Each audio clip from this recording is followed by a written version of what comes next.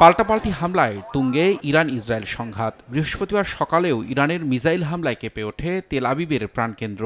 দফায় দফায় চালানো হামলায় রামাদগানের হাসপাতাল, শপিং মল ও স্টক এক্সচেঞ্জ ভবন ক্ষতিগ্রস্ত হয়।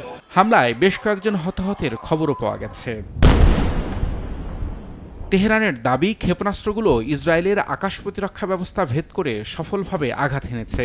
এতে ইসরায়েলি সেনাবাহিনীর স্থাপনা, গোয়েন্দা সুযোগ সুবিধা ধ্বংস করে দেওয়া হয়। ইসরায়েলের প্রতিরক্ষা ব্যবস্থা পুরোপুরি ধ্বংস হয়ে গেছে বলেও দাবি ইসলামী বিপ্লবী গার্ডের।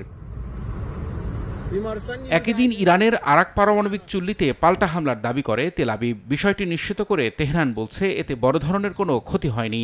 এর আগে ইরানের বেশ কয়েকটি স্থাপনা লক্ষ্য করে বিমান হামলা চালায় ইসরায়েল। এতে ইরানের রকেট লঞ্চার ও পুলিশের কার্যালয় গুঁড়িয়ে দেওয়ার দাবি করা হয়।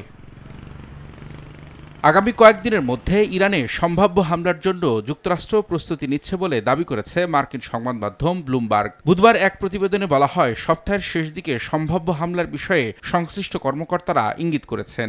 তবে পুরো বিষয়টি এখনও বিবেচনাধীন আছে এবং পরিস্থিতি যাচাই করে চূড়ান্ত সিদ্ধান্ত নেওয়া হবে।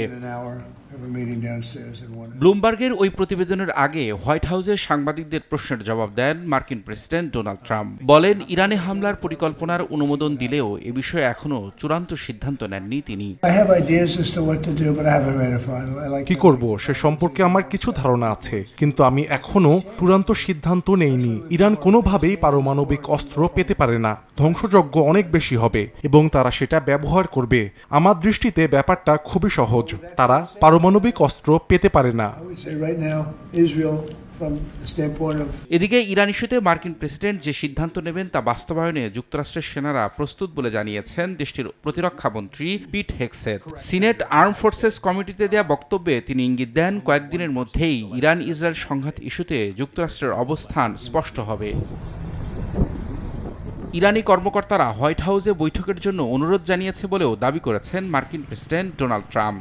তবে তার এমন মন্তব্য প্রত্যাখ্যান করেছে জাতিসংঘে ইরানের মিশন। এক বিবৃতিতে ট্রাম্পের এই দাবিকে মিথ্যা বলে আখ্যা দেন তারা। চলমান উত্তেজনার মধ্যেই শুক্রবার আবারও বৈঠকে বসছে জাতিসংঘ নিরাপত্তা পরিষদ। ইরানের অনুরোধে ঢাকা এই বৈঠকে ইসরায়েলে অংশ নেবে বলে জানা গেছে। রবিউল ইসলাম আওলাদ, সময় সংবাদ।